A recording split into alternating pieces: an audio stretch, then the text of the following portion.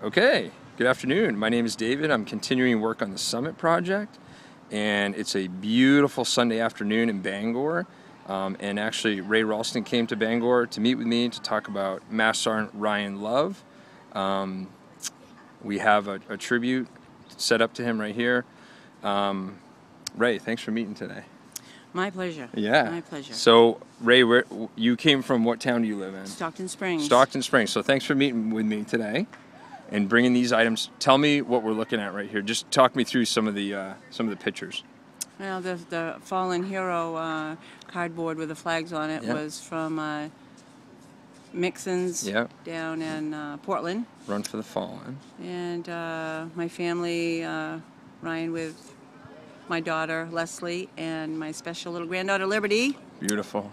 The rock that was picked up in Bar Harbor by my niece Rachel Larrabee.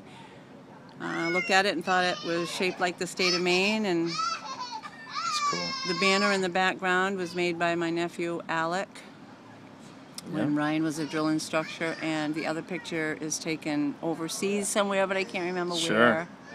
Tell me, Ray, your relationship with Ryan. Ryan was my very, very, very, very special son-in-law. I don't like to add the in-law. He was my son. There you go. And his I love him with all my heart. Born and raised in Frankfort, Maine. Yep. And he was a Master Sergeant in the United States Marine Corps. Yes, he was. All right. A very good one at that. We're going to talk about a couple stories that you share with me today. Okay. Yep. But before we do that, tell me about that stone that you got right there. So the stone on the bench right there is the one that your niece chose for the Summit project? Yes. Tell me where it came from. She was walking along the beach in Bar Harbor and looked down and saw it, and the first thing that came to mind was that she thought it was shaped like the state of Maine, and it would be a great one to represent Ryan on the Summit project. Absolutely. So thank you for donating it to the Summit project. You're welcome. Thank you, your niece Leslie. Rachel. I'm sorry, Rachel. And Rachel Larrabee, who's been a huge supporter of the Summit project, actually, since we started it. Very much so. Tell her I said thanks. I will. Yep. And when hikers are taking that stone, Ryan's stone, up and down mountains in Maine to pay him tribute, to pay him honor, we want those hikers to remember some of the stories that you've shared with me and some of the pieces of his character and his personality, the things that made Ryan Ryan. Okay.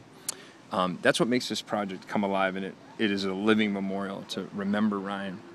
So you shared me this one detail of Ryan's life about coming from a pretty humble background. Can you tell me that again? The holidays. Did he? No, they didn't. Yep. They were. Is that one? Yeah, it's okay. They had a tough time. They didn't have a lot of resources. No, they didn't have a lot of resources. They were raised, they went without they had to, everything. And there was many Christmases where there were no gifts. And they had to live within their means, right? They lived within their means, which wasn't much. It wasn't much. Sometimes that meant, hey, he couldn't participate in all the athletic organizations and clubs that they had at school. And he had to... travel 6-7 miles to practice, you said. On his bicycle. On his bicycle, if you want to go to practice, right? But it made him what he was today. Who he is today. It made him a good person, and it made him appreciate the finer things in life and the not so finer things. So I think the reason I wanted you to touch on that is because I think it is a great segue to the other story about when he didn't celebrate the holidays too much as an adult. He did not celebrate any holidays. Right. He didn't remember them. He really didn't. They were just another day to him. Right. However, his blessed mother, his dear mother-in-law came to help out sometimes. Occasionally call him and, in a very subtle way, remind him that Ryan, don't forget Valentine's Day is next week. And then what happened? He would go out and get a dozen red roses and give them to my daughter, and she would call me up very, very, very excited that Ryan remembered Valentine's Day with a dozen red roses, and she was so thankful for it, and Ryan would holler from the background, "It was only because your mother called and reminded me." And that is the truth. And she was like, "Mom, These flowers mean absolutely Mean nothing to me now. Yeah, but Ryan would give credit where credit is due. He did. He always He did. So then, did you get more creative about trying to suggest? Well, yes, I did. Yes, I did. I love it. Kind of hinted periodically. I kind of hinted, but he wasn't. Big on the holidays. Not big on holidays Sure. at all. He was big on giving credit to the right places and the right people. He was. I love that story. Yep. You have to tell me the Delmore story. Can you recap that one? I can. I was down in Paris Island visiting with my family around Christmas time, and my daughter and I went down to his office.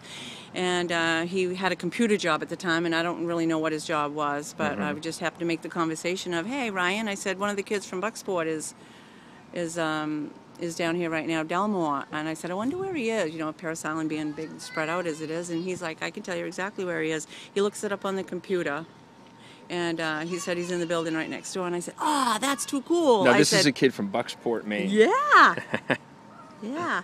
And I said, "Oh, that's so cool, Ryan." I said, "Go get him." I said, "You know, it's a couple days before Christmas, and he'd be very happy to see a familiar face." And he's like, "Ray, I'm not going next door to where they're having boot camp or whatever you call it." But anyways, I said, "Come on, Ryan, come on." So he makes a phone call, and evidently he made a connection with the drill instructor, and he said, yeah, come on over. So he goes over there and gets Delmore, and this is great. He stands in the door and screams his name, "Delmore! Get over here!" So keep going. Keep going. So Delmore comes over at attention, and Ryan said, "Get out here!" So as they're walking down the sidewalk, Ryan says, "So Delmore, you went to school in Bucksport." And he's like, "Oh God, what did I do wrong when I was in school?" Being the valedictorian, he was a really good kid, but he knew he'd done something wrong because he was in really deep shit. And so he said, "And I understand you know Ed Newbegin," and blah, blah, blah. So Delmore walks into Ryan's office, and then he sees me there, and he let his guard down for a second and was going to give me a hug, but then he gets back to attention, and he's like, you know, he says hi to me and everything like that. And I was like, "Ryan, knock it off and go sit down and let Delmore give me a hug." So Delmore gives me this hug and stands back at attention with his thumbs wherever they belong, and everything was so perfect. And I said, "Delmore, how do you like being in the Marines?" And he's like, "Well, I love the Marines." And I was like kicking Ryan, saying, "Ryan, would you just a few days before Christmas, would you leave this poor kid alone? He's shaking in his shoes, he's sweating, I thought he was in big trouble." And anyway, so Ryan let him kind of let his guard down just a little bit, and I just got to make it a little bit more special for Delmore.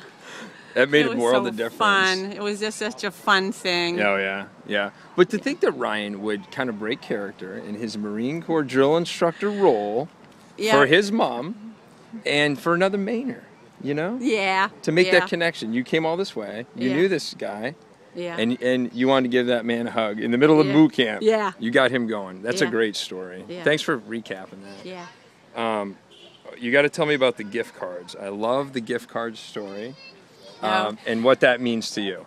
Well, I work over to the paper mill in Bucksport, and for doing our safety observances, they give us $25 gift cards, and I used to just save them and put them in my wallet. I'd put them all, stack them all up, and nobody ever gets into my wallet except for Ryan. And when they would come home on vacation, he was. It used to just tickle me that he would just feel free to, unbeknownst to me, go get in my wallet and take out 3 or 4 cards or whatever. And as he's backing out of the driveway in my car that he didn't ask to use, would roll down his window and say, "Oh yeah, Ray, by the way, I got gift cards out of your wallet."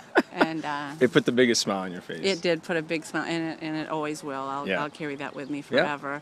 Or remind me a couple of days later that he took a 20 out of my wallet because he needed gas for his whatever. That's right. And I'm just so thankful that he felt that he could do that because he could have whatever I had. That's right.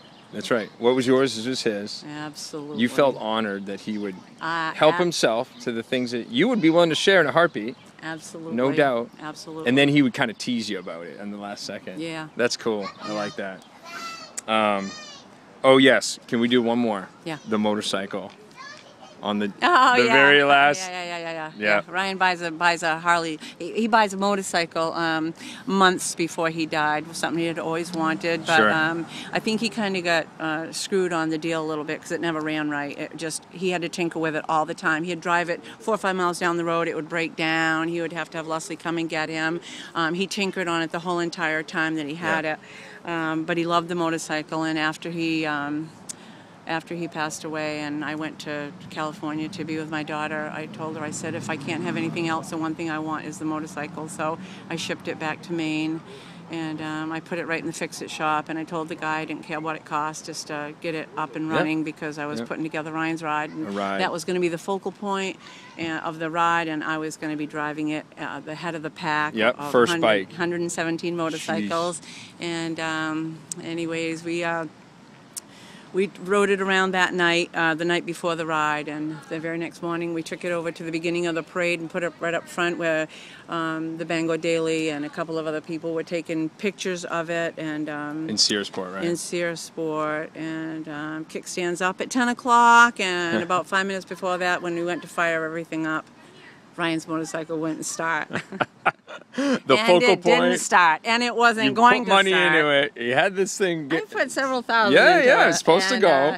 And it wasn't going to. It just wasn't going to start. Yeah. It was dead in the water.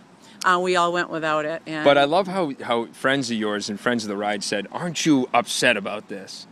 You should be upset." Yeah, quite a few people said I'd be so pissed off after putting that money and time and everything in it. It's not going to start. You had a different answer, though. I did. I chuckled about it. I laughed about it. I said it doesn't matter. It doesn't matter because Ryan is looking down, saying, "Oh, Ray thinks she's so smart. Ray thinks she's so clever." Ray was going to get the motorcycle running, and you know what he's doing? He's saying something like, "I got the gift cards," like when he pulled out of the driveway. Yeah. Like the same kind of thing. Yeah. So, anyways, it wasn't a big deal to me that it didn't start. We still went on the motorcycle ride. We raised a lot of money for Semperfi, and it wasn't a big deal that the motorcycle didn't start. It'll start next year. It'll start next year. Yeah.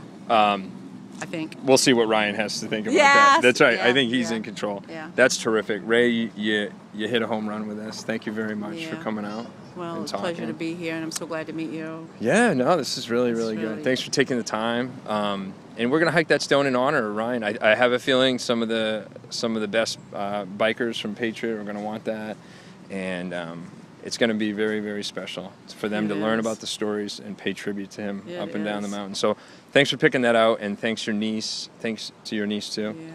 Yeah. And this is good.